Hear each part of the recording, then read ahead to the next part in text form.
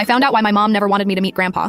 My whole life, my mom would never talk about her dad. Like, ever. All I knew was that Mason, my grandpa, existed somewhere, but whenever I'd ask about him, she'd get all weird and change the subject or say something vague like, we don't talk or it's complicated and I just accepted it. Like, you don't question that stuff as a kid. But last month, I was helping clean out our old storage unit BC mom's moving to a smaller place. And I found this locked metal box shoved way in the back behind all these Christmas decorations.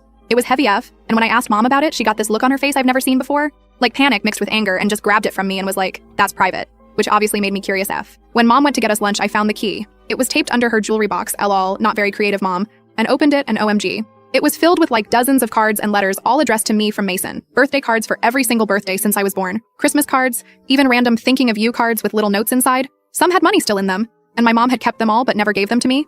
I literally sat there on the floor reading through them one by one, and it was like meeting a whole person who had been erased from my life. He wrote about how proud he was when I started kindergarten, and how he wished he could have been at my high school graduation. And the whole time I thought this man didn't care about me, but my mom had been hiding all of this from me my entire life. There was this one letter from when I was 16 that broke me. He wrote, I know you probably don't even remember who I am anymore, but I think about you every day. Your mother has her reasons, and I have to respect them, but I want you to know I've always loved you from afar. When my mom got back with the food, I just held up one of the cards and said, explain this, and she lost it. Like full on screaming and crying, saying I had no right to go through her things and I didn't understand, and it was for my own protection, but wouldn't tell me what I needed protection from. I took some of the cards home with me, and there were all these references to someone named Tina and something that happened years ago. I remembered my mom had this old friend named Tina she doesn't talk to anymore, so I did some internet stalking and found her on Facebook and just messaged her like, hi, you don't know me, but I'm mom's name's daughter and I'm trying to understand some family history. Tina actually called me and was super surprised to hear from me. Apparently she and my mom had a falling out like 15 years ago. When I asked about my grandpa Mason, she got really quiet and was like, have you talked to your Aunt Marge about this? Which I hadn't even thought of.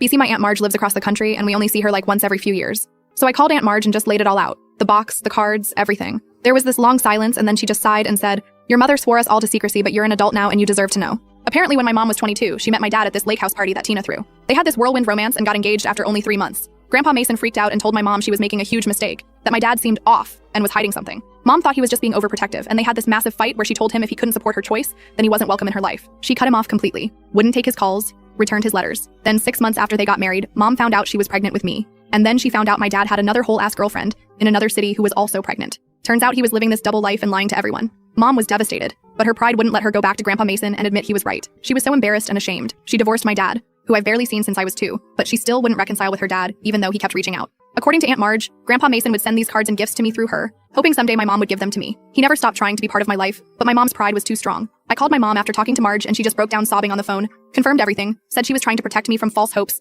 since my dad had disappointed me so much, but I think she was really protecting herself from having to face her mistake. The worst part? I googled Mason's name after all this and found his obituary. He died 3 months ago. I could have met him. All these years I could have known him, but now it's too late.